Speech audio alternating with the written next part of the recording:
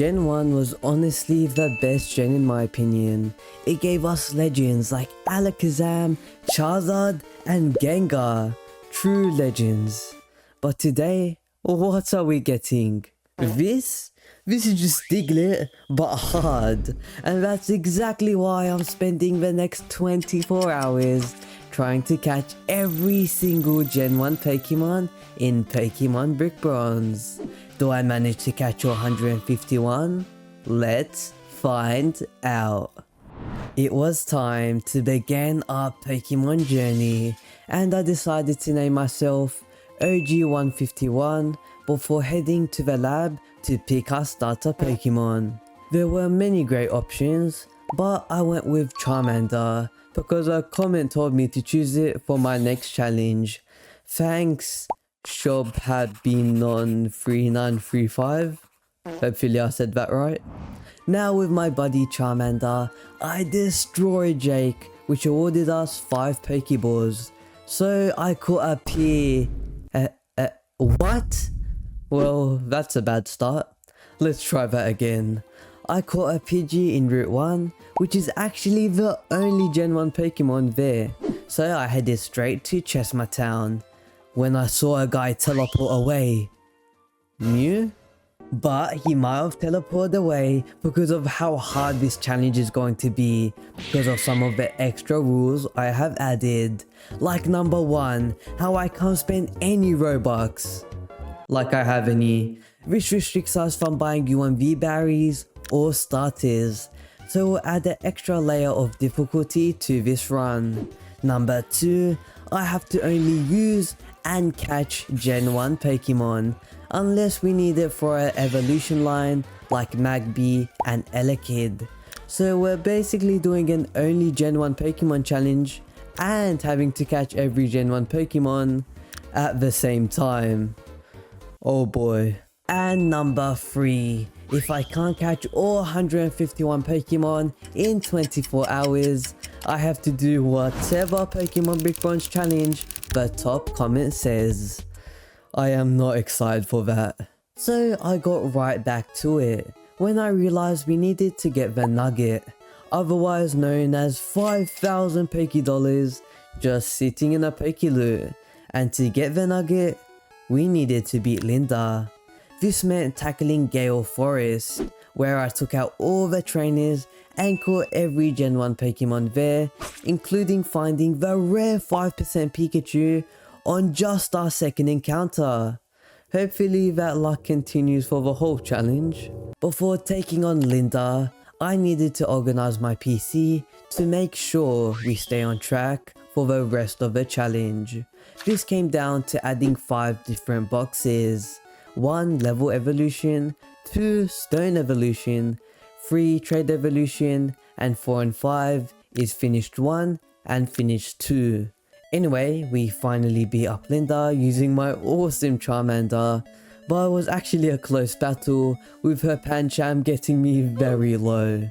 Now with access to the Nugget, we were able to buy 27 Pokeballs, and I continued to Route 3, where the only thing I needed to catch was an Abra, which has a tendency to teleport immediately upon being encountered. So I had an idea. By getting a Quick Ball in a Pokeloot found right before Silvent City, I'll be able to throw the Quick Ball immediately and still get a high catch rate. And it worked just as planned, meaning we were ready to step into Silvent City, where I immediately got the Eevee from the Eevee Glazers. He's definitely going on the team. I mean, he has 3 cool Gen 1 evolutions. How could I say no? But with Eevee, we went done for Silvent City, as we still needed Porygon. Porygon is actually really cool to get. If you don't know, you need to wait for his colored icon to show up at specifically the PC background in Silvent City, where after clicking it, a battle starts. In this epic environment, by the way. I feel like a hacker. Getting Porygon wasn't as fun though. It managed to hack its way out of like half of my 27 Pokeballs, since we had no Force Swipe or any stats effects at this stage of the game.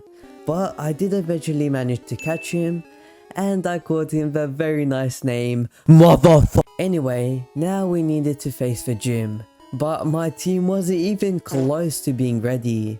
So I decided to sacrifice some time and train up my Charmander until it evolved into a beastly Charmeleon. This is because as a Charmeleon, it learned the super powerful move Dragon Rage. Dragon Rage always does 40 damage, and in the early game, this is overpowered, capable of sweeping any team. So in hour 2, I managed to take out Chad super easily. I mean, I literally one-shot his ace Pikachu with Dragon Rage.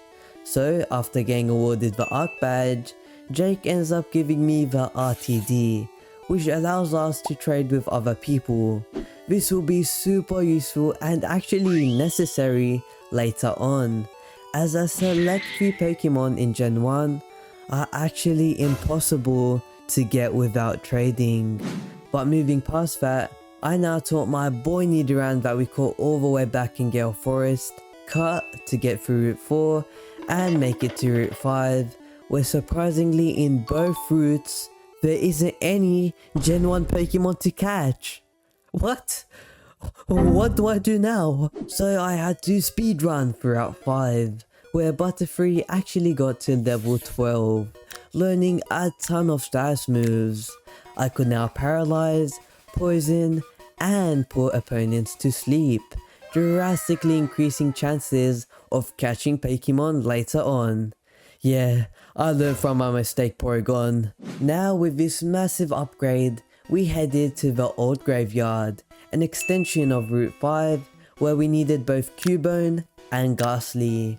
While Cubone ended up being my first encounter, it actually turned to day after catching him, and Ghastly can only be found at night, meaning I had to wait another 22.5 minutes until nighttime to catch Ghastly. But on the bright side, you get it? Like bright? Like daytime. And it turned to... Okay, I'll show up. We managed to evolve both Nidorans, and I started really forming a great bond with these Gen 1 Pokemon I was catching. So back at Silvent City, I named my Nidorino Rake, cause he kinda looks like a rake. I don't know, man, I'm not good at names. Then I named my Charmeleon Flume, and then my Eevee Sparks. Yeah, that's a little hint for what we're evolving our Eevee into. Can you figure it out yet? Anyway, now with Flume, Rake, and Sparks, I take out Jake and get access to Brimba City, where they began their yap session. I mean, who ordered a yappuccino? Okay. Eventually, I got to Route 6, where I caught both Ponyta and Rhyhorn before getting to Mount Ignis, where I had to catch the rarest Pokemon there, Magby, and somehow I got it on my first encounter. On the other hand, we now had to catch Zubat, which was supposed to be common, but I just couldn't find it. I looked for so long to the point where it turned to nighttime, but that did mean I could now find it outside of Mount Ignis and instead just on Route 6. And after trying my luck there for a while, I got it. It's like Magby and Zubat's rarity just swapped. But just as I was going to pat myself on the back and cross off all the areas before the second gym, I remembered how I didn't catch Ghastly at the graveyard, so I beelined it over there, faster than Lightning McQueen, faster than the Flash, faster than the speed of light. Yeah, I just clicked the little run button and, you know, made my way there. Eventually, we got to the old graveyard, and after a few encounters, we luckily managed to find Ghastly, and after it barely tanked the Ghast on like 2 HP, we were able to catch it before day. Phew. Now all caught up with the Pokemon we needed, we had a big stretch of no catching, so instead of buying Pokeballs, I bought Repels. Who have I become? Mount Ignis was pretty doable with Dragon Rages and Repels, but that's before some stupid Numel kept bashing my Charmeleon with Magnitudes and Bulldozers while I was paralyzed, meaning I had to do the impossible. Use another Pokemon other than Charmeleon. We were able to get through the battle, but this was a big wake up call for how hard the game will be since we're just focused on catching Pokemon. Anyway, now in hour 3, we were able to finish Mount Ignis with ease, and Mr. Baldy over here got exposed. Yeah, bro looks like an egg. After my aura single-handedly made Groudon chill out, yeah, no one else is, I took on the Fire Gym, which was super easy with Dragon Rages, as no Pokemon had more than 8 HP at this stage of the game. Honestly, the hardest part of the gym was a trainer who also had a Charmeleon with Dragon Rage. Jeez, what a copycat. Now with the Brimstone badge, I saw Charmeleon overheat before moving on to Route 8, where we quickly caught the only Pokemon we needed here, Poliwag, with a Quick Ball. You see what I did there? Quickly and Quick Ball. We eventually made it to the Beaver Dam, where I picked up the Miracle Seed. Yeah, don't ask why I picked this up, I don't even have a grass type. Heck. I've even touched grass in my knees. Yeah. With that depressing note out of the way, I checked out my Pokédex for the first time this challenge, and I was pretty happy with the progress. So far, I had caught 26 out of 151 Pokemon, meaning we were 17.2% complete. Ha, this challenge is going to be easy, right? Anyway, I finished up the Beaver Dam before Mr. Tough came in and told everyone to get back to work. I mean, this guy probably has 20 billion power in Rise of Kingdoms. God damn. Now we arrive at Laguna Lake, where I got the Old Rod from Gramps over here, allowing us to catch 2 Pokemon, Goldeen and Magikarp. Magikarp is going to be on the team just because its evolution Gyarados is super epic. He's really an icon in the original 151. Also, I called him Splosh, because it's like Splash, but cuter. That's not gonna fit when he turns into a Gyarados though. By the way, we also now had access to the daycare, but that will be useful much later on. For now, what was important was the lab, where we were about to do one of the most nerve-wracking things in this challenge. Go diving. I am under the water. Please help me. You see, to dive you need your MV berries, which after your first use becomes locked behind Robux. I mean, there is another way to get them, but we'll look into that later. For now, this was my only chance to get the 3 fossil Pokemon I need and get 3 evolution stones. So, I was very scared. But we had to go, and I was locked in. I tried not to move around too much since that would waste battery. My plan instead was, once finding the sparkles, which contained the items we need, was to just use the mini drill on the mini rocks since it auto breaks in one shot, allowing me to see where the items are. Then, with all the items seen, I would use the bomb to get the items. This makes sure if there is something I need, I can get it. Yeah, I was not messing around. Unfortunately, the first handful of sparkles didn't have anything of interest, and I was getting worried. That is until I found a Firestone and a fossil, but I got hella gaslighted, as this was just a root fossil for the Gen 3 Pokemon, Lileep. Huge bummer. After that though, my 1000 IQ strategies were finally starting to pay off, and before the battery ended, I was able to find another Firestone, a Thunderstone, a Moonstone, a Heart Scale, and most importantly, the Dome Fossil, used for an actual Gen 1 Pokemon, Kabuto. So I was super happy with that dive, getting exactly the 2 stones I needed to evolve both my Eevee and my Nidorino. And I wasn't going to wait to evolve them, as we still had a water gym coming up and I needed some extra horsepower. So Sparks finally fulfilled its legacy, becoming Jolteon, and my boy Nidorino became a powerful Nidoking. Then, to get ready for the upcoming battles, I put Charge Beam on Jolteon, Brick Break on Rake, and right before the hour ended, I decided to use the Heart Scale I got to teach Nidoking another move, since after evolving, he doesn't learn any more moves. The Heart Scale was a free pass to gain this new move at the Battle Coliseum, and we had 3 good options: Toxic, Earth Power, and Poison Jab. We can rule out Toxic because I already have Toxic Spikes, then Earth Power because later on in Gym 5 you get the TM Bulldoze as a reward, which leaves Poison Jab, the powerful 80 power poison move. Nice.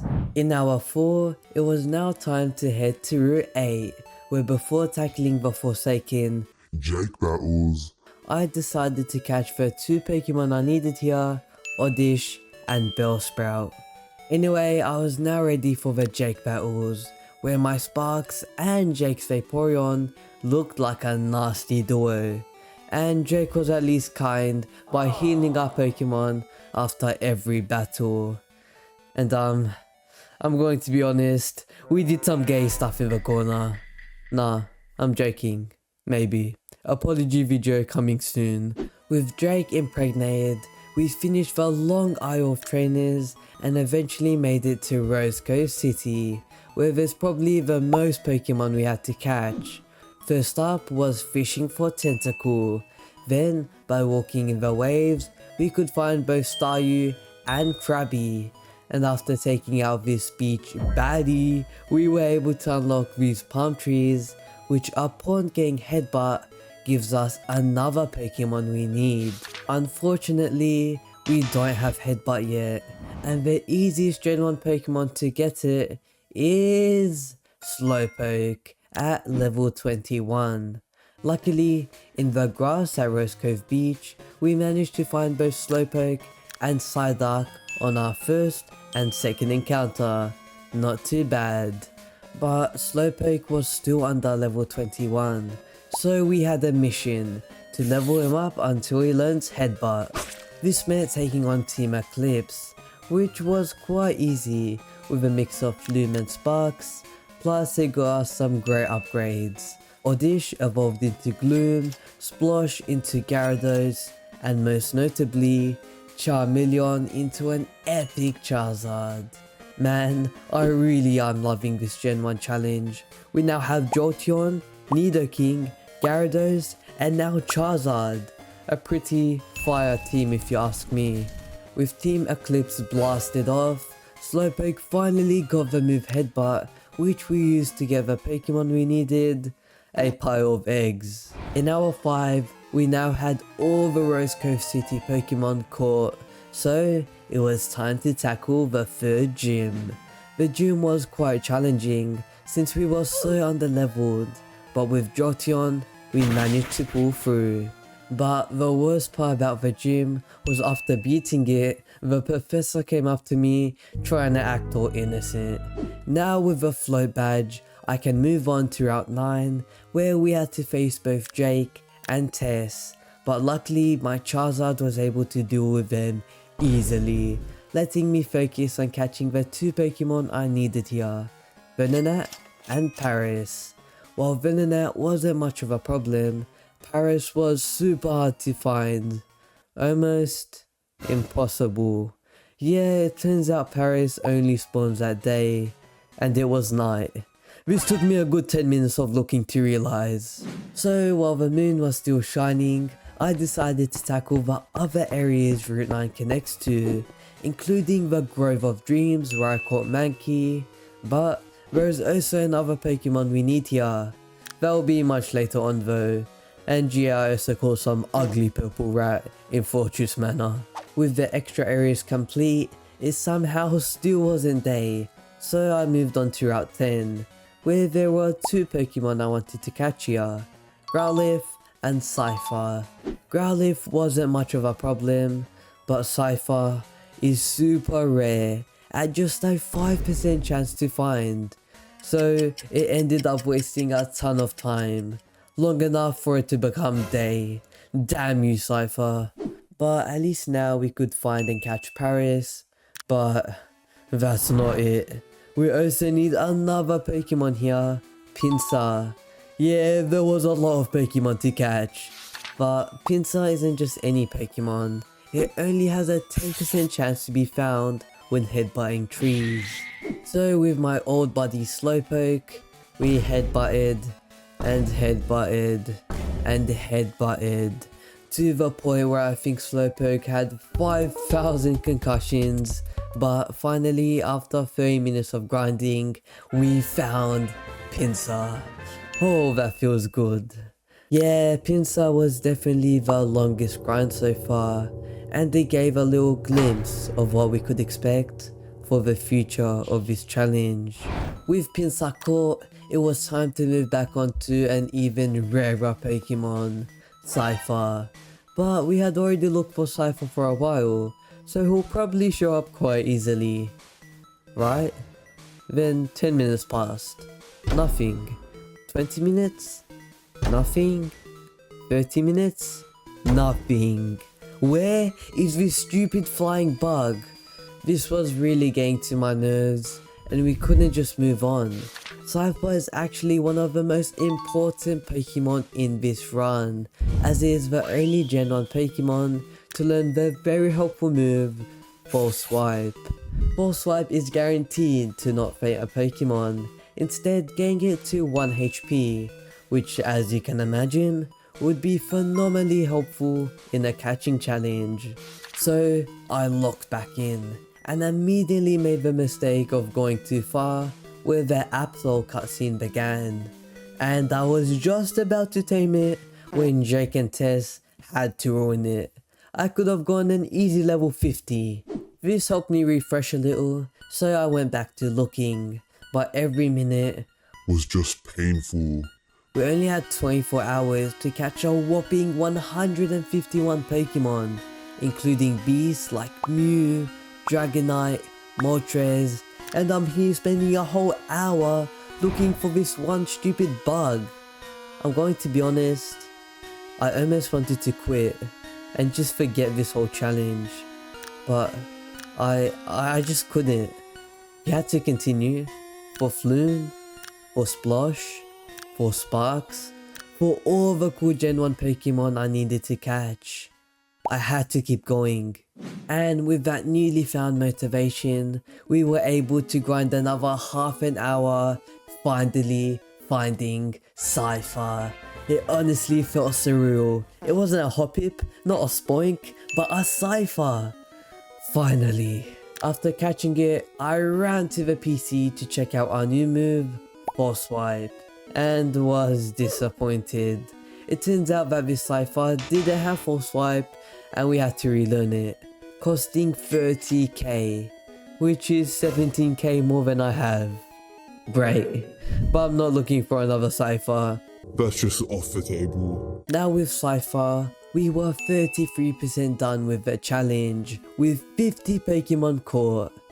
There was still hope. I'm honestly glad I didn't quit. So, even though it had been a bumpy ride recently, it was time to progress to Amphen City. So I packed for the trip with some repels and of course Pokeballs before heading out. I caught a Geodude, Onix, Diglett, a Spearow, and even evolved my Poliwag into a pretty cool Poliwhirl. Look at this jolly guy. Now with all the Pokemon I needed, I just popped the max repel at the start of hour 7 and swept through the rest of the mines, eventually getting to the peak, where we caught a Doduo before flying to Amphen City. Amphen City might be even more important than Laguna Lake because the area opens us up to 6 different things. 1. The arcade, which has 2 exclusive Pokemon we must get there. 2. Quick Balls, which will make catching a lot easier. 3. A hoverboard, allowing us to travel way quicker. 4. The stone shop, where we can buy evolution stones. 5. The lottery, which has 2 prizes which will deeply benefit this run. But 6, and most important, is the flying gym. But before facing the gym, it was time to gamble. Today there were some great prizes to be won, and I got the best one of all. Milk. Yeah, just milk. I mean, I know my dad never bought any, but come on. After that disappointment, I got a cool black hoverboard showing my emo phase and went to face the gym, which was actually super helpful as it gave us tons of XP. We were able to evolve Ghastly into Haunter, Mankey into a Primeape, Rattata into a sick looking Raticate, yeah nah, it looks ugly as hell, Spearow into Fearow, and Paris into Parasect, solely from the trainers alone. But now it's time to face the gym leader, who's also bold by the way. What is this game's obsession with bold men? First the Team Eclipse guy, now this dude. Aside from Stefan's non-existent hairline blinding me, the gym was actually pretty easy. I bought heals, but I didn't even need to use any because Sparks was an absolute beast with this new move, Discharge, which we had actually just learnt a few minutes ago. Pretty good timing. But now with the soaring badge, it was time to go down to the sewers, where 5 out of the 6 Pokemon found there are from Gen 1. This meant it was a perfect time to demonstrate my new Dragon Rage strategy. You see, to catch Pokemon, we can actually use Dragon Rage what? Why did it blow up? Anyway, as I was saying, we can use Dragon Rage to... Why is everyone exploding? You know what? Forget it. With the sewers so far going suboptimal, I only managed to catch a Magnemite, Grimer, and Voltorb before the hour ended, leaving 2 other Pokemon needed to catch ya. But now in hour 8, I was locked in, and I was gonna get those 2 Pokemon.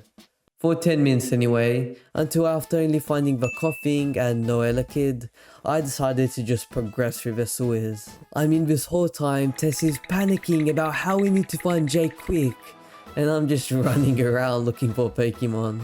Luckily, the sewers were easy with Charizard. Let me demonstrate with this trainer. You come down here to escape reality? Charizard bro, just escape this. It was a great time, as you can see. Eventually we got to the end, where we had to face the Professor and save Jake. But right before we were going to face the Professor, some Absol came up to me. You're not from Gen 1, get away from me. Even though the game forced us to use Absol, the Professor fight was a breeze anyway. I mean, this guy, no joke, used Dig 3 times in a row against my Gyarados, even though it's a flying type. I mean, I get it, he really shouldn't be a flying type. I mean, Dragon type would be more suitable. But come on, Professor, what are you a professor of? Stupidity? Yeah, I really cooked him there.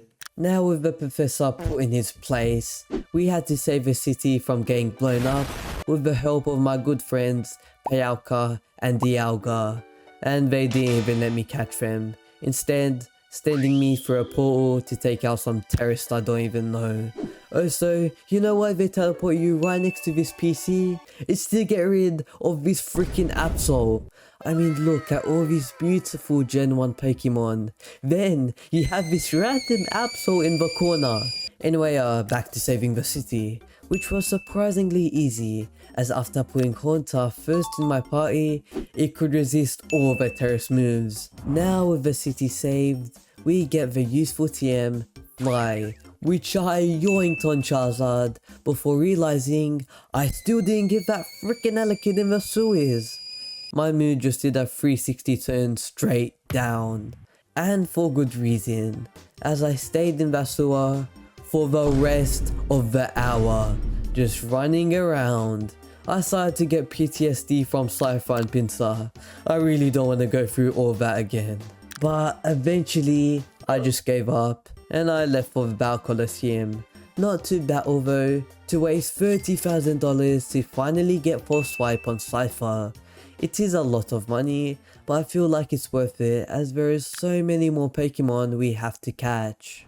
Like Elekid, which now in hour 9, I was determined to find.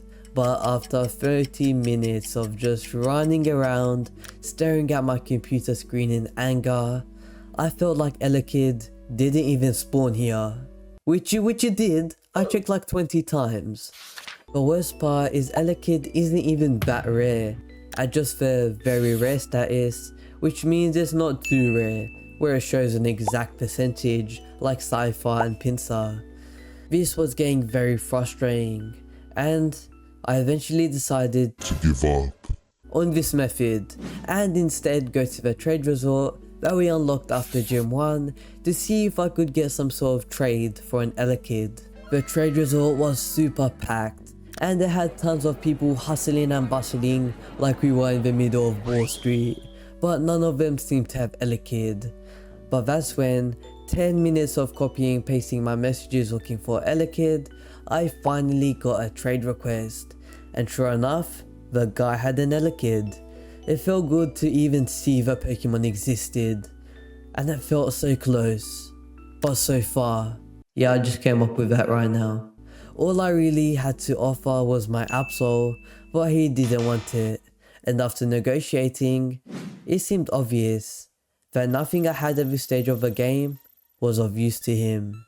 I went back to look for Elekid myself, but at this point I had lost all my motivation, and after just 5 minutes, I felt like this was impossible.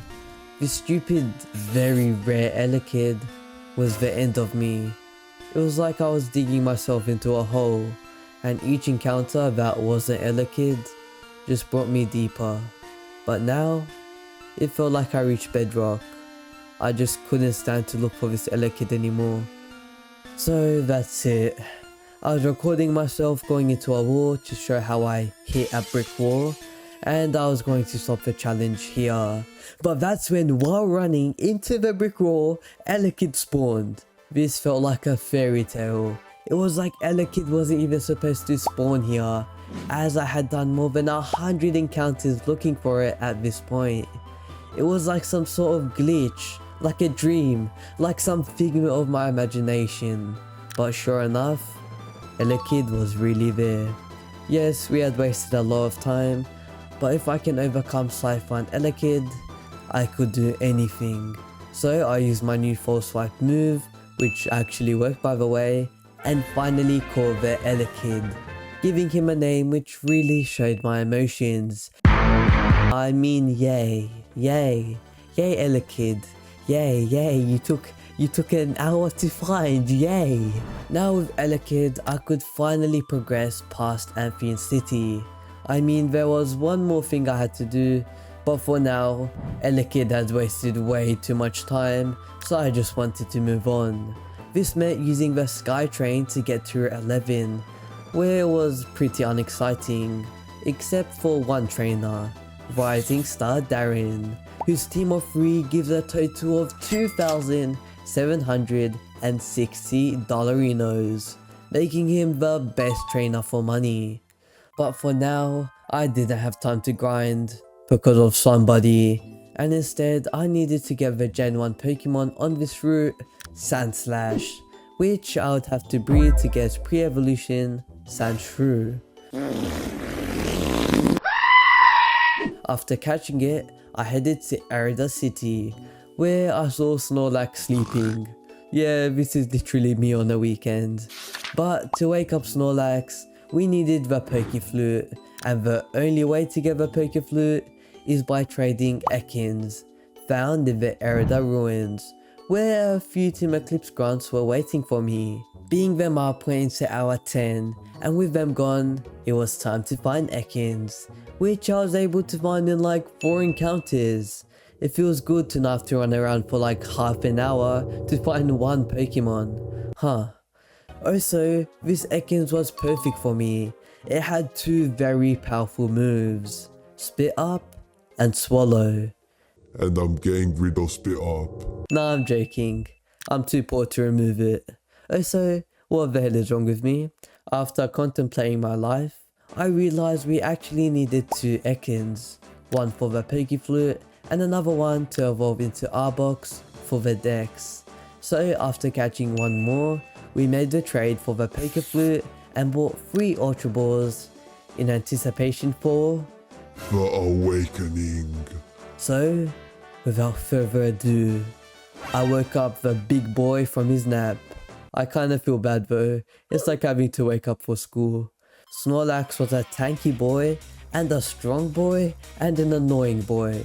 This guy even ate up my 3 special Ultra Balls like they costed $100 instead of 1,000. But despite this, we were able to game low, and after a lot, and I mean a lot of Pokeballs, we finally caught him. Now with Snorlax, it was time to face the Arida gym, which was super hard, and I had to use every single part of my one brain cell. Switching, dragon dancing, searching up the names of the wiki to see the type weaknesses. I was locked in. So even though we were severely underprepared, we managed to get the win and even evolve my Ekans in the process. This hour, I wanted to mix it up a little, and instead of just progressing, I wanted to go to the arcade. If you remember, the arcade was the only thing left for me in Amphen City, and it had 2 Pokemon which were exclusively bought there, so there was no skipping it.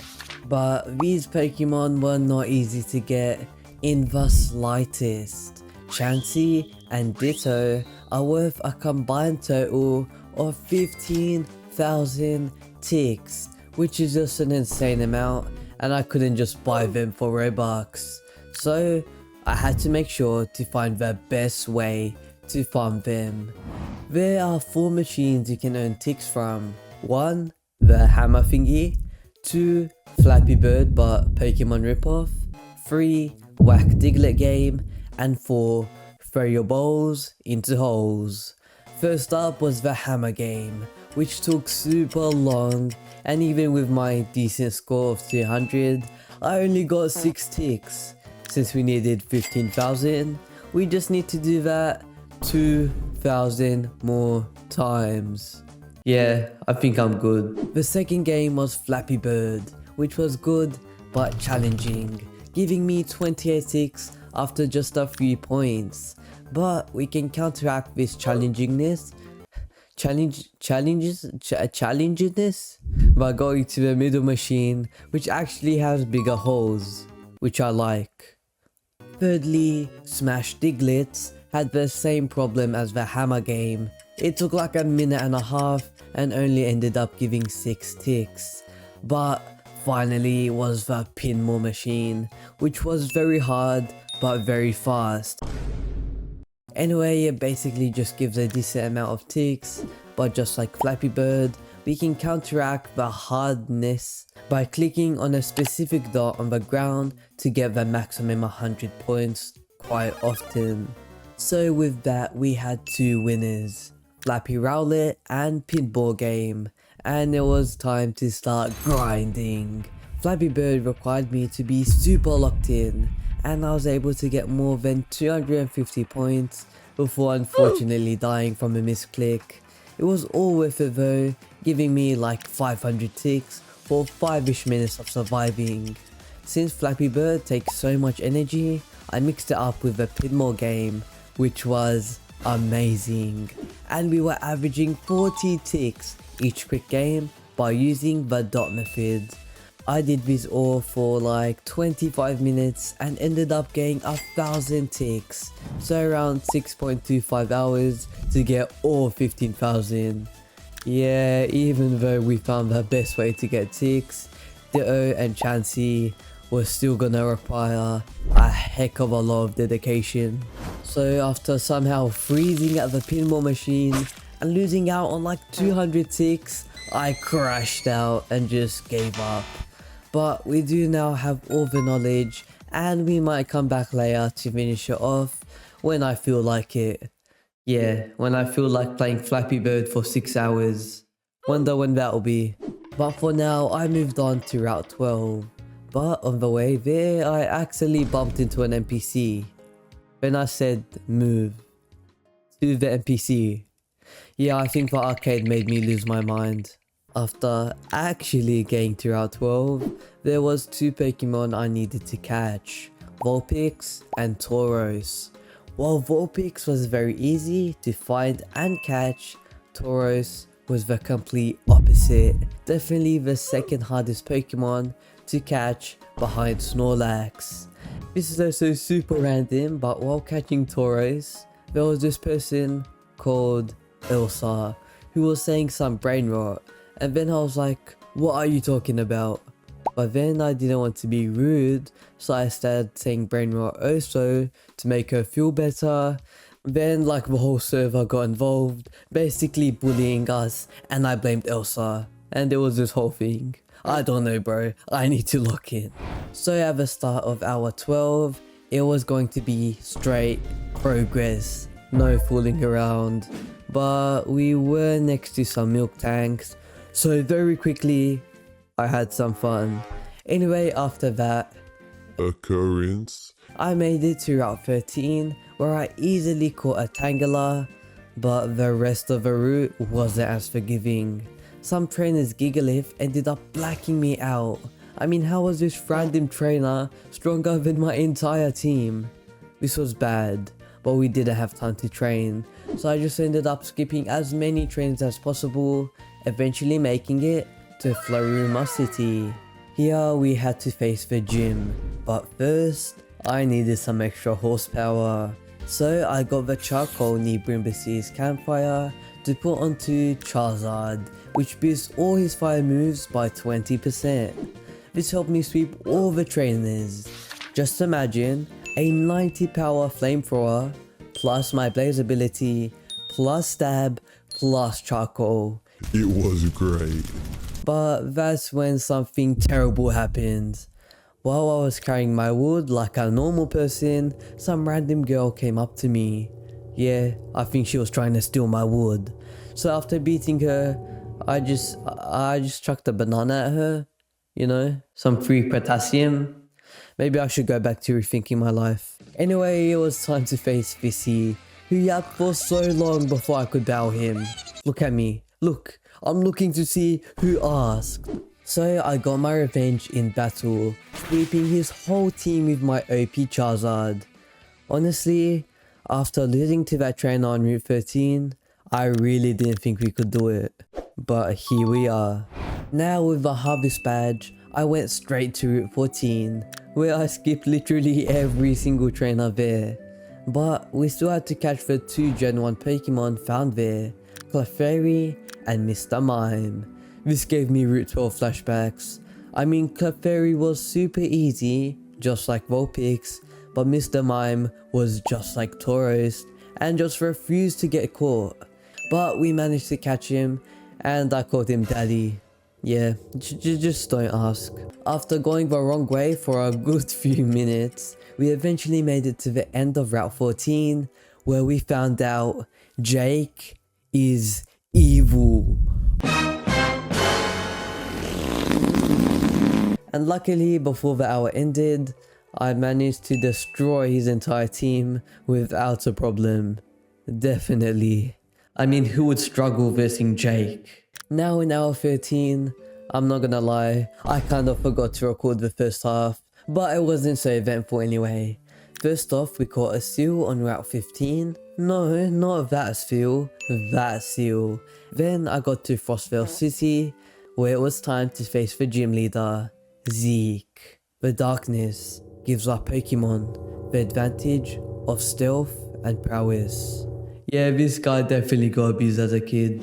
Despite this, the battle was super hard, mainly because, you know, half our team was 20 levels below his, which might be a small problem, but somehow we managed to get it done with some heals and smart plays. And also restarting the game 1 or 17 times, but it was mostly the smart plays that got me through. After being the gym, we move on to Route 16. Yeah, no, test wants to battle.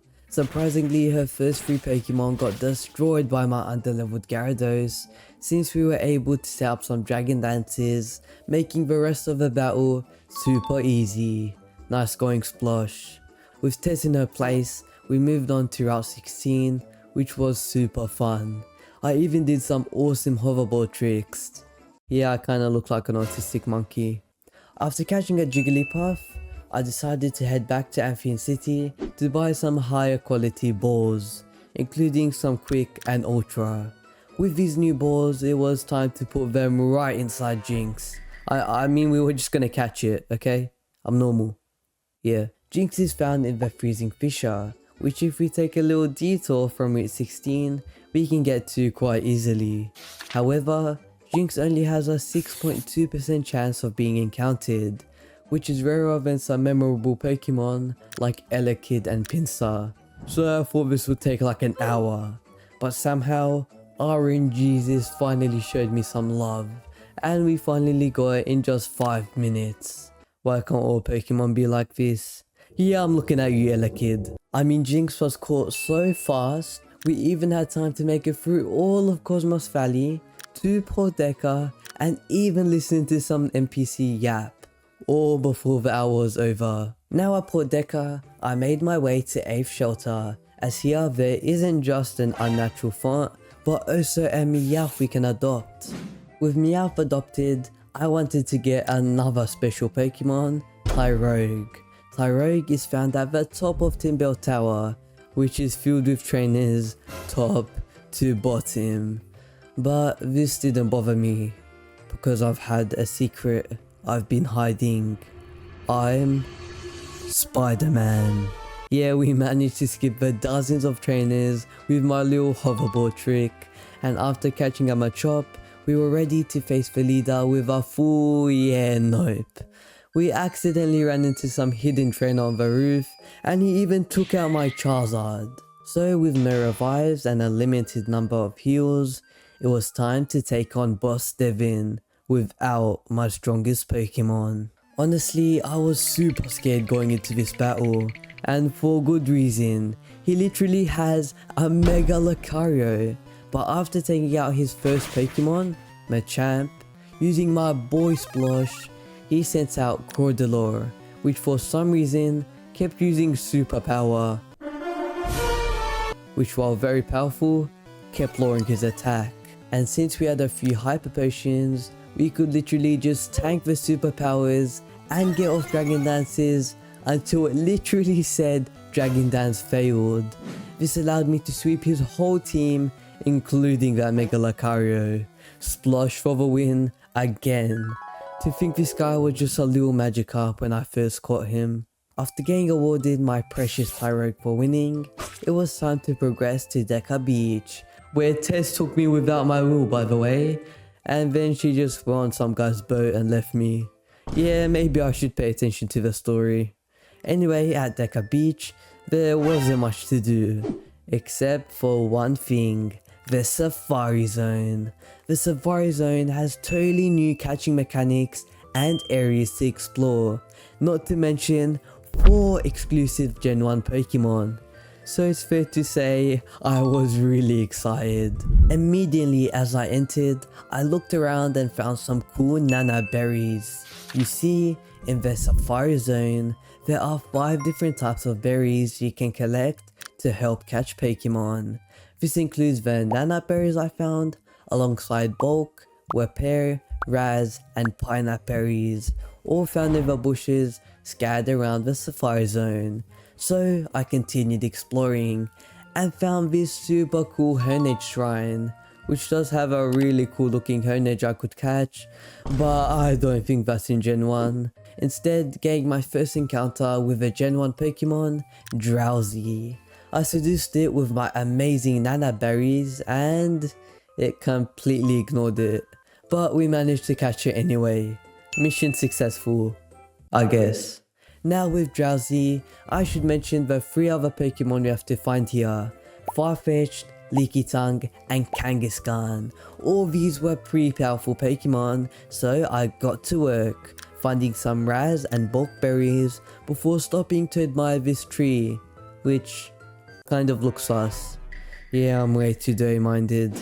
However, my dirty mind still managed to find a Farfetch'd who ended up being curious about my new bulk berries instead of just Ignoring it? but when I approached him, he just fled. Yeah, I have no clue how this new area works at all. Feeling discouraged, I kept exploring, which led me into this really cool cave which had some weapon berries, but more importantly, led to this super beautiful garden place where we found some pineapple berries as well, completing my collection of all 5 types of berries. Now, I was feeling good and managed to catch a Farfetch'd in the garden after finally understanding the catching mechanics. You see, at first I thought berries increased catch rate, but now I realize they instead decreased the chance of fleeing, and that every new Pokemon you encounter likes different types of berries. Then you can also move closer to a Pokemon, which does increase the chances of them fleeing, but that's what actually increases catch rate. With the Safari Zone now mastered, catching the last Gen 1 Pokemons, Kangaskhan and Lickitung, was no problem at all. So with all the 5 types of berries collected, and the 4 Pokemon I needed caught, it was time to say goodbye to the Safari Zone. Probably one of the coolest places this challenge has taken me. But now I decided to find out where Tess disappeared to, which means heading to Route 17. So after buying some much needed max repels, I made my way there. At Route 17, I caught a Sea King to save us some time evolving Goldeen, and also caught a new Gen 1 Pokemon, Horsey. And honestly, I don't care about Tess at all. I just wanted to catch Horsey, because with it, we didn't have to progress anymore. Yep, no need to do the whole Team Eclipse yap, the 8th gym, or any of the Royal League, as they didn't unlock any new Gen 1 Pokemon. I mean, getting to the Royal League does unlock the best trainer for XP and gives us tons of money, but that shouldn't be a problem. Right? So on hour 15, it was time to tackle some Pokemon we left behind, Shelder and Dratini. Previously, I couldn't catch these guys as they would require the Good Rod, but now with Surf unlocked, I made my way to this random fisherman who ended up awarding us the Good Rod just for talking to him. He must be really lonely. Now with the Good Rod, I rock smashed my way to an unexplored area, the Glistening Grotto. This place is super hidden, just in a random corner on Route 5, but I'm glad I found it because fishing with the Good Rod here lets us get none other than my boy Shelder. Then for Dratini, I headed back to another hidden area, the Grove of Dreams, where we had a 2% chance to encounter Dratini each time we fish here. Yeah, that makes it the rarest Gen 1 Pokemon. Yep, above Scyther, above Elekid, above Pinsir. We were cooked. But before spending an unreasonable amount of time fishing, I wanted to free Mew so we could come across it while fishing. Looking back though, you can't actually find roaming legendaries while fishing, so this wasn't really needed, but it was a fun side quest. To retrieve Mew, you have to break into some government lab, which requires Headbutt, so it's time to retrieve my old buddy Slowpoke. Well, I guess he's a Slowbro now. When did that happen? With Slowbro, I entered this shady warehouse at Port Deca, but I needed to distract this guard if I wanted to get to Mew. Yeah, I feel like James Bond right now, so I just headbutted some oil onto their yacht. Yeah, I have no idea why, but this makes him just come over and stare at the oil. Sorry buddy. But with the coast clear, I make my way up the ladder he was guarding and click a button, revealing their secret base, where, after taking out 3 random scientists, we were able to click another button which frees Mew. Also, the guy is still looking at the oil. It's one splash bro, it's not that deep. Anyway, now with Mew free, I was ready to waste hours of my life looking for Dratini. Yay! But instead of hours, it actually only took 15 minutes. A reasonable amount of time for once. With Dratini, I headed back to Route 16 because honestly, I forgot to save at the end of the last hour. So I had to recatch Horsey, and this time I caught a Tentacruel instead of Seeking. Then with my progress all caught up, it was time to breed Dratini. Why, you might ask? For 3 reasons. Number 1, Dratini eggs will be great to trade for the starter and fossil Pokemon we need, as Dratini is the rarest non-legendary Gen 1 Pokemon, and I didn't want to mass trade any Pokemon that's not in Gen 1 since that goes against Rule 2. Number 2, it will allow Dratini to level up in the daycare, which is helpful as it is the latest Gen 1 evolution at a whopping level 55. And number 3, I just want to see some things happen in that daycare. Nah, I'm joking. Maybe. But then my stupid brain made a problem. You see, when you don't breed the same species of Pokemon, but one in the same egg group, it is less efficient, and the daycare guy says the two don't really seem to like each other very much, which I thought meant it didn't work at all. Yeah, looking back, this is painful, and it ended up wasting a lot of time. So unfortunately, with this lie in my mind, I decided we needed to catch another Dratini. So I dropped like $20,000 on Ultra Balls and a heck of a lot of Pokeballs. That's my kind of shopping spree. Now in hour 16, I spent half the time looking for Dratini. I mean, I did find one, but it was female. So I took a different path, instead trying to trade my female Dratini for a male. But at the trade resort, some stupid idiot said to use Dratini's breeding partners, but I already tried that. Honestly, this hour was super frustrating and every second felt bad since we didn't have time to waste. It felt just like when we couldn't find Elekid. This challenge was really tearing away at me, but we couldn't give up, not now. We might be going for a rough patch, but we've gone through them before. So on hour 17, it was time to make some progress and try trading my extra female Dratinis for either Gen 1 fossil or starter Pokemon, and this went absolutely terribly. Some guy who had an Omanyte didn't trade me it as he already had a Dratini with perfect IVs, by the way, and everyone who seemed to have something I needed just didn't want my freaking Dratinis. If everyone already has it, no one wants it. I felt trapped, so I left the trade resort and went back to the Grove of Dreams, where I saw some guy fishing for Dratini, just like I was. Honestly, this made me feel bad. I mean, I know the pain he's going through, fishing for hours and hours on end. So even if I wasn't having the best time, it doesn't mean someone else has to. So like a creepy scammer, I randomly said, You want Dratini? Then I friended him and went to the trade resort where he actually came, and I was a man of my word. He was super happy, and at the very least, I made someone smile this hour. Just joking, I am actually a mastermind and I did all this to please RNGesus because now it was time to gamble. Yes, my plan is if I give a rarest item in the lottery, the bottle cap, I could trade that for all the fossil and starter Pokemon in the world. But then I got literally nothing, not even the worst prize.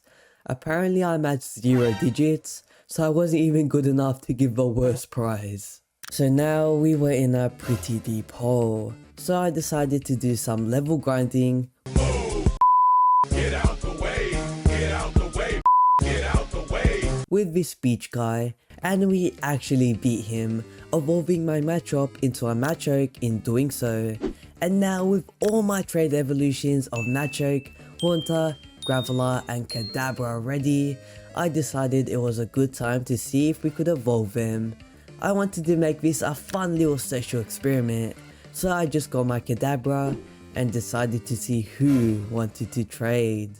Immediately, 3 different scammers who were all impersonating devs quickly came up to me like a cat at feeding time, but luckily someone called Yuku or Yoku or something like that was an absolute hero and told me that they were scammers. What are you doing? What are you doing? Then she actually helped me out, trading me and giving me the Alakazam, W Yuku. But then I realized I still had Graveler, Haunter and Machoke to evolve, and obviously I didn't want to be weird and ask her to trade me again, cause that would be really awkward, right? So instead I went to an alt account and did what anyone would do, have a conversation with myself. Yeah, it worked like a charm. I think I'm a genius. Hour 18, I decided to focus on evolving my Pokemon, which meant grinding on this beach dude for 30 minutes straight, and actually went quite well, giving us a brand new row of fully evolved Pokemon. But now, we had a lot of Pokemon that evolved at high levels like the 30s and 40s, and I was getting pretty bored of the same boring beach environment. So I decided to progress through the story a bit, as this unlocks a way faster EXP trainer, as well as a lot of quick money. This meant going to Silvent Town, and on the way there I caught a Sea King for the second time before making it into town, where it was time to face the Team Eclipse base. Surprisingly, the base was actually really fun. The battles were short and sweet, so even if grinding that one trader would have gave me more XP, I was really enjoying myself and was getting a lot of good money at the same time. I really should have done this ages ago. After taking out the mini Eclipse boss with just my Charizard, I had gotten enough XP along the way to leave only 2 rows of unevolved Pokemon. So yes, finally, I was making some good progress. Maybe we had a chance of finishing this challenge after all. And I kept this motivation going into hour 19, where I bred my Sandslash with Raticate, since it's the only way to get its pre-evolution Sandshrew. So, how do these guys match? An armadillo with a rat? It makes no sense. Unfortunately, it turns out the 2 other Pokemon we needed to breed for the decks, Tyrogue and Jolteon, are actually male, so we would need to breed with a Ditto for them. But unfortunately, I also realized the whole "they don't seem to like each other" saying actually isn't a bad thing, so I now knew how many hours I wasted trying to find a male Dratini. Pain. While Sandshrew is exploring Raticate's holes, I decided to complete the Team Eclipse base to try to evolve my last few Pokemon. This ended up working really well, and we got Seal to evolve into a Dugong before collecting my Sandshrew egg. Now with the daycare empty, I put Dratini to breed with Poliwell, because look at the guy. He's ready to have some fun. While my Sandshrew egg hatches, it was time to tackle Route 18. For guess what? More XP. Who could have guessed? After taking out all my anger on every single Route 18 trainer, my Dratini egg was finally finished. So instead of taking on Better Bally Outpost and finishing Team Eclipse, I instead went trading with my Dratini egg, my extra female Dratini, and my Absol to see what we could get. The trade result was more silent than the Pokemon Legends 5-star review page, but then I found a guy who was trading exclusively Squirtle. This was my chance. I tried offering Dratini, and even Dratini, but he didn't want it for some reason. I even explained to him how rare it was, but he already had it. Yeah, it was getting real. I mean, we only had like 5 hours left, and still more than 45 dex entries to get. Eventually, I found someone who had Charmander eggs, and I ended up giving them everything. This might seem like going backwards, but sometimes you gotta spend money to make money. Straight away in hour 20, my goal was to finish the Team Eclipse drama and the 8th gym, so we can finally get to Schoolgirl Joy in the Warrior League, which, if you don't know, gives a delicious 26,718 XP in each single battle. This meant going into the bully outpost however, but I managed to find a way to skip every single trainer, eventually getting to the professor. I mean, this guy yapped so much, like no one cares about your evil plan bro, just pack it up. But he did it. So it was time to battle, and with some heals and lucky plays, I was able to win quite easily. After beating him, there was somehow more yapping, but to pass the time, I had a conversation with some guy about starters and stuff. He seemed pretty cool. Anyway, we now had to face Hooper, which I one-banged with Flare Blitz because of the second rule. Damn it. Back in the conversation I was talking about, somehow this guy, like a mind reader, said he really wanted the one thing I could actually trade, a Charmander. And since I wanted to make this dude happy, I told him I would give him one of my 2 Charmander eggs. Why do I keep doing this to myself? Now with the Team Eclipse arc finished, it was time to take on the 8th gym. The gym trainers were great XP, and I managed to get my Pidgey all the way from Route 1 to evolve into a Pidgeot. It really was a full circle moment, but there was no time to reminisce because it was time to face the gym leader, and conveniently, my friend who wanted the Charmander was also facing the first gym to unlock trading. So together, we took on our gym leaders, him, Chad, me, Captain B. Captain B was a cakewalk though. My goat Splosh set up like 4 dragon dances since Gengar kept using Destiny Bond, and then he managed to just sweep Captain B's entire team. Comment W Splosh right now in the comments. This guy just took every. It just so happens that my new friend also swept his gym, so it was time to give him his present. And since this guy was just starting off, I wanted to give him the full deluxe starter package. So with the help of my alt account, I didn't just give him a Charmander egg, but a Froakie, a Torchic, a Gibble, and a route to go with it. He got really happy, which made me happy, so that's all that really matters. Actually, that was stupid but cook now that Charmander egg was my only way of getting a starter, and now I gave it for free and we only have 3 hours left. But you know, it's fine.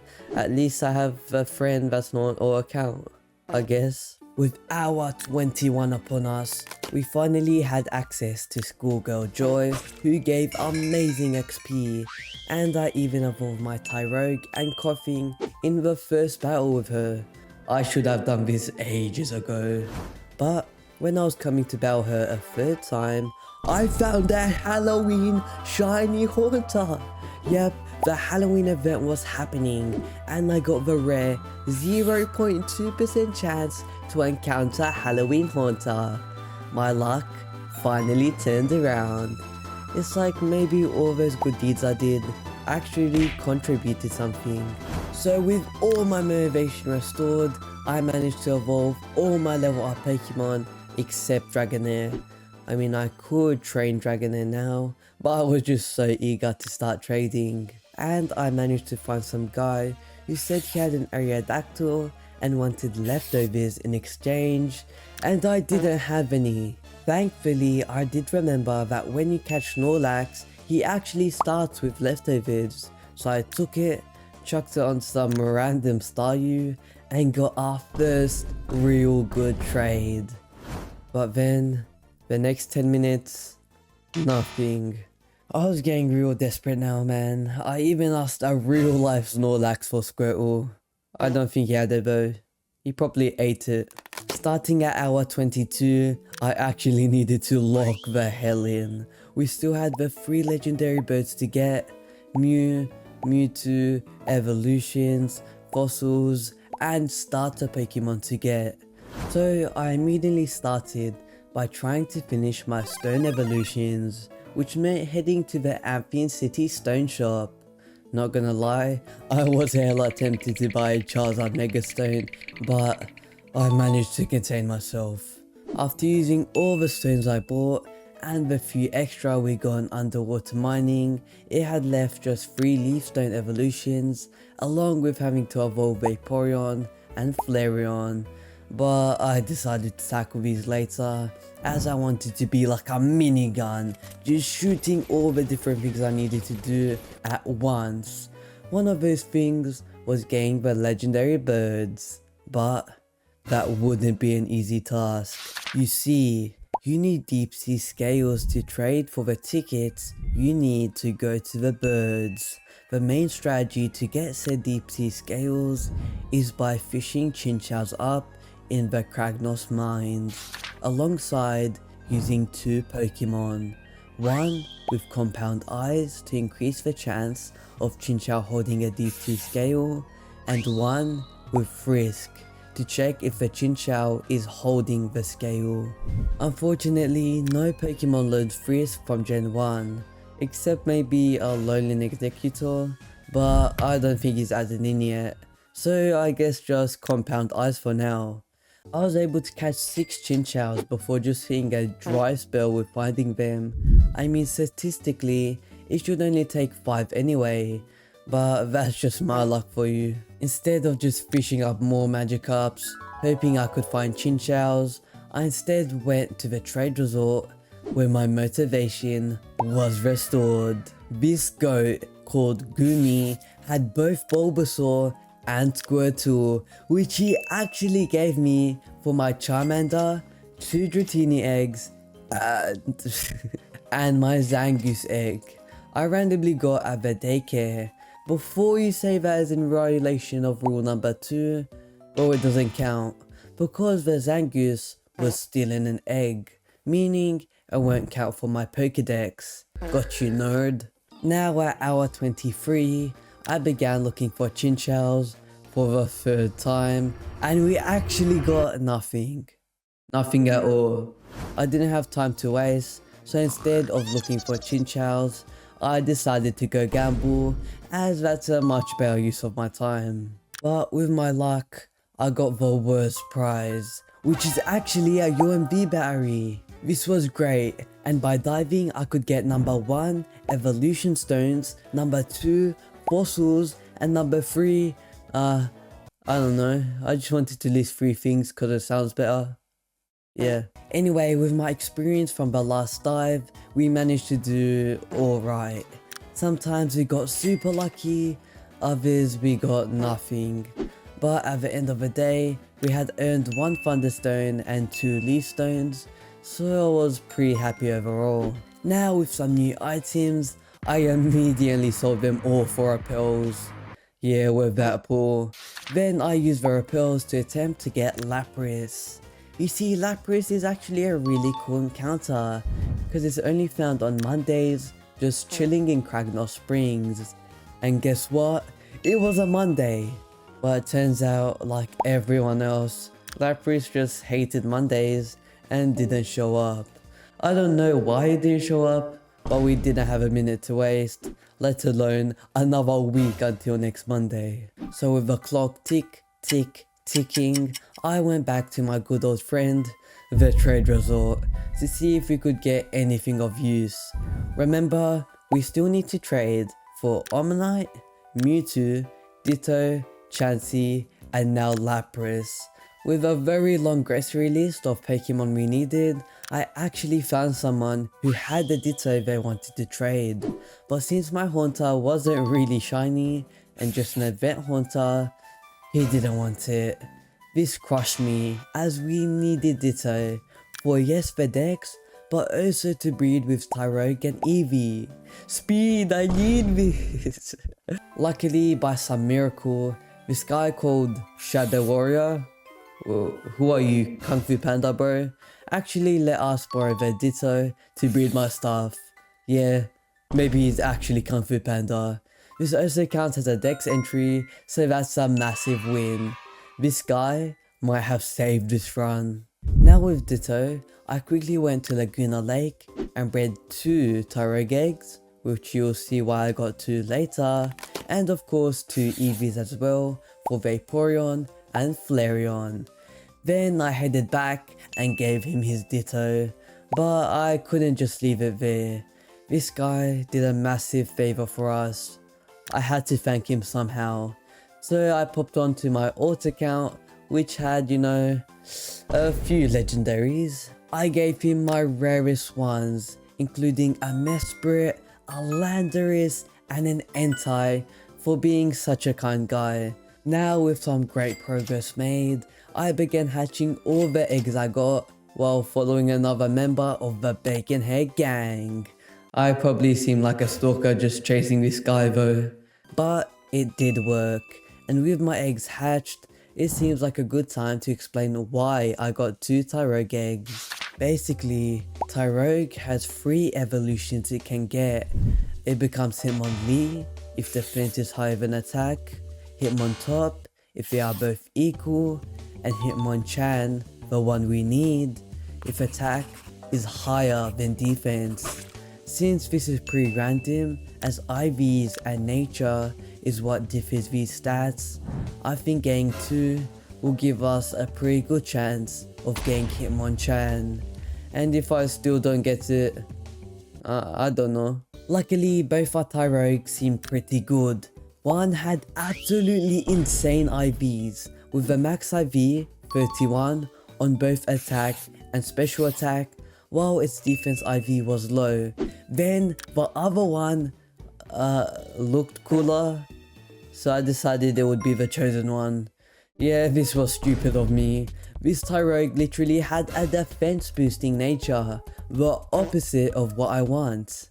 But I moved past it, as I decided to tackle some other evolutions, since we still had a good few we had to do. First, I headed to the savannah to get the leaf stone, as there's actually a free one in a random Pokeloot I missed before. Then I realized I was so poor that I didn't even have the $500 to get into the Sapphire Zone. I may as well become a beggar at this point, just begging for free Pokemon in the trade resort or something. But we can put that begging on hold, as after selling a red shard for a quick grand, I was able to go in and make my way to the Pokeloot. And then a Latios summoned. This was bad. If you didn't know, legendaries found in the Sapphire Zone still follow the same rules as normal Pokemon found there. Not to mention, I couldn't even catch it because it wasn't in Gen 1. So, with a heavy heart, I had to let it run. Why couldn't you be Mew, bro? Anyway, I got the Leaf Stone. Remember, that's what we actually came here for, not for some stupid Latios. On the bright side, I started evolving my Pokemon. First, I evolved Eevee into Jolteon. Wait, what? Jolteon? Yeah, I had a Thunderstone, and I was hella stressed. So I guess I just forgot I had a Jolteon, which was also a team member, the entire challenge. Yeah, losing that Latios is really getting to me. But I was able to do the rest of the evolutions right. Yeah, I know, round of applause for me. Leaving the only stone evolutions I needed as Vaporeon and Leafeon. Then with 10 minutes left in hour 23, I decided to tackle the level evolutions consisting of Tyrogue, Bulbasaur and Dragonair. After the first round on stomping on little schoolgirl Joy, I got Wartortle, Ivysaur and Hitmonlee. Big shocker.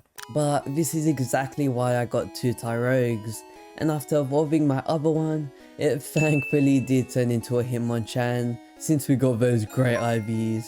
Anyway, I finished off the hour evolving my Wartortle into an epic Blastoise, but the time ran out for us to finish Dragonair and Ivysaur.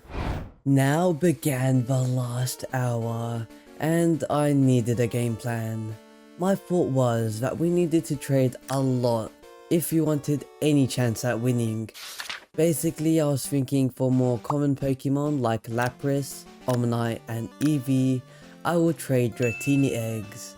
Then using my rare Halloween Haunter I could get Chansey, and then finally for the legendaries, I would actually only get one legendary bird, then use that bird to trade for the others. And finally, I would trade everything I had at the end for Mew and Mewtwo. After those small things, I would get a Warstone and a Firestone, evolve Ivysaur and Dragonair, and then done. Easy, right? With the clock ticking, I rushed off trying to find deep sea scales for like the 80th time. I mean, it's a 20% chance and we have gone over 10 Chinchous now. We were hella unlucky. But then, no joke, RNGesus came up to me and said, I got you, bro. and the first Chinchou we caught had a deep sea scale. This plan actually might work. So I quickly used the scale to get the Frigid ticket and headed to Frigid Island to catch Articuno. To catch him, I tried using Scyther, but he was just too weak. So instead, I used my Guy Rake to lower him down, and after a lot of leaving and rejoining, we got it. Pretty good pace so far. But time for the most luck-based and biggest portion of my plan, the trade resort. Honestly, trading was super slow, but eventually we found a guy willing to trade Moltres for both Articuno and Splosh. Yes, I'm sorry, but we had to give away Splosh. My boy, who won us so many important battles, will remember you.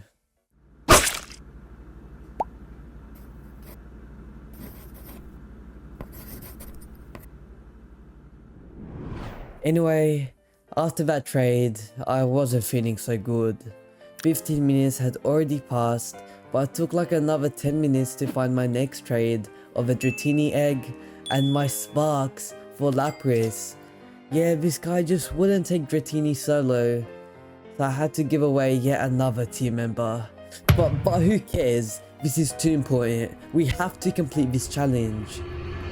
But then minutes went by, and each one felt like a stab in my heart. We had to hurry, but no one on the server had anything I wanted. All I could do was wait. Eventually, I found some Ooga Booga guy straight from 19 BC, and it ended up he wanted some Pokemon to beat the water gym. So, even though we really didn't have the time, I felt pretty bad and jumped on my ult to give him some random electric types I had in the PC. I mean, it probably put a smile on his face, so time well spent. And after that, time just kept going by, with no trades being complete. The thought started coming to mind. What if we fail? What if this challenge was just too hard for me? No, I couldn't give up. I didn't give up when we couldn't find Elekid. I didn't give up when we couldn't find Scyther. I didn't give up when we didn't find Dratini. I can't give up now. But then, 15 minutes passed, and I started feeling more and more desperate. It was terrible. I even ended up trading both my Halloween Haunter and my Moltres for just a single Chansey, as any dex entry is better than nothing at this point. I felt lost, like I failed, because I basically did. That's when I got some weird notification alerting me that the game shut down. As you know, Pokemon Brick Bronze got banned like 7 years ago, and I was just playing a copy. A copy that does get banned sometimes. So it turned out that as I was in the trade resort, the main game got banned by Roblox. But since the trade resort is a whole other server away from the main adventure game, it meant that even though the game got banned, we were still able to play in the trade resort. The bad thing is that if we leave the trade resort, we couldn't rejoin the game at all. We were basically stranded. It was like I was in Castaway, but a Roblox version. And that's when it hit me. This lobby of around a dozen players was my only chance of completing my goal. this was it. And as person after person left, it was clear, without a question, I failed. Eventually, there was just 4 people left, including one guy, Danny. So, as the timer finished on our 24-hour journey, I decided to talk to Danny. And he didn't just leave like everyone else, he listened. I started venting about how I'm such a failure and how I failed my challenge of catching all 151 Pokemon, and it felt good getting it off my chest. Danny even gave amazing advice back, saying how I didn't really lose because I learnt along the way, and basically how every loss is an opportunity to learn. I felt accepted. Finally, everyone left, and it was just me and Danny, all alone. So, seeing as Danny had just started the game with only 1 badge to his name, I decided to give him all my favorite Pokemon from Gen 1, and there was a lot. It felt like a full circle moment. The reason I started this challenge is because of how cool Gen 1 Pokemon are, and now I was giving them all away to one of the nicest people I've ever met. I gave him Arcanine, Alakazam, Gengar, Blastoise, Venusaur, all these cool Pokemon. Before, I was just looking at them as just numbers, just another dex entry. But Danny helped me realize they were more than that. Him being happy made me happy. And even if I couldn't catch all 151 Pokemon, I still caught more than 93% of them and had learnt so much along the way. So with that, it was time for me and Danny to go to the bathroom. Hell yeah, there's no one to watch us. Okay, why did I ruin it? Anyway, I left my good friend Danny, and sure enough, I couldn't rejoin him. The game was gone. Despite this though, I still felt happy. I have made so many friends and people smile along this challenge, and have caught some of the coolest Pokemon the Pokemon franchise has given us. So if you enjoyed this video, just subscribing will help so much. This took so long and would support me a ton. Hope you enjoyed, and I'll see you guys next time. Peace.